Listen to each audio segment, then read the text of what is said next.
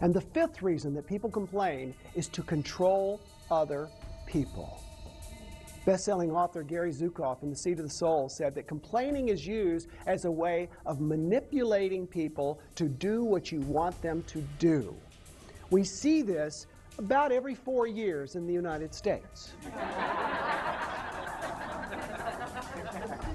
If one political party can turn you off so much to your own party that you don't vote, they've moved one step closer to the White House.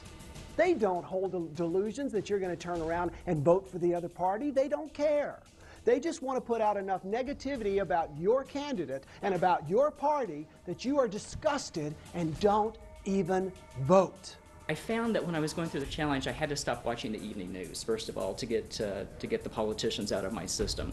So I did that for a while, but now I'm back to watching the news. And again, you know, there still may be some things that irritate me about what they've done or what they've said, but I'm able to channel that disagreement in more productive ways, I think, now. I mean, I write my congressman, I certainly am voting. I'm doing things in a more positive way than what I had done before.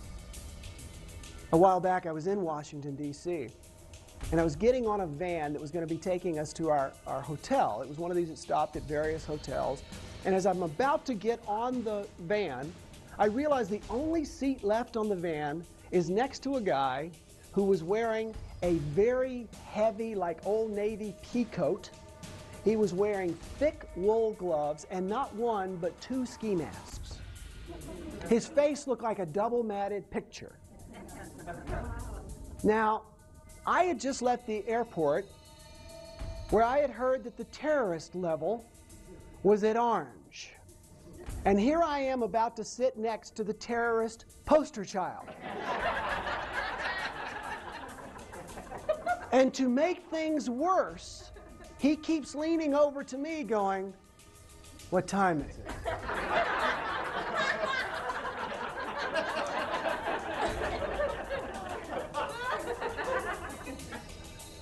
He keeps asking me what time it is, and I realize he can't see through his coat and his gloves to see his watch. Finally, he leans forward and tells the driver he's going to be late for a radio interview. And I thought, I wonder if the guy is an author. So I turned to him, and he says, "Yes, I'm an author." And I said, "Oh, I am too." And we started talking about all of that. And I said, "What's your book about?"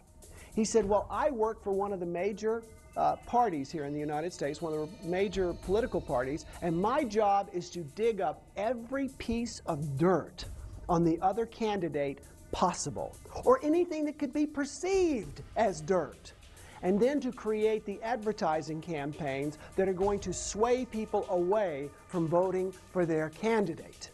And so I've written a book. It's a how-to on dirty politics." And then he says to me, "What's your book about?"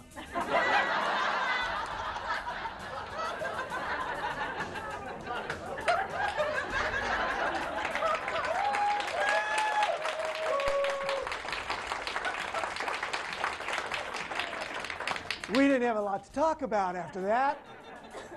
But I did manage to ask him, I said, "What's with all the, it's a warm day, what's with all the heavy stuff?" And he said, "I used to live in Washington, D.C., and he says, "I've worked for this particular political party most of my adult life."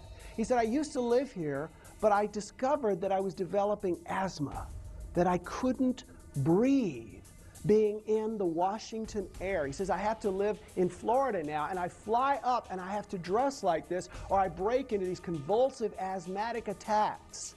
And I thought, interesting. Your job is to foul the air, and you can't breathe. We make our own lunch.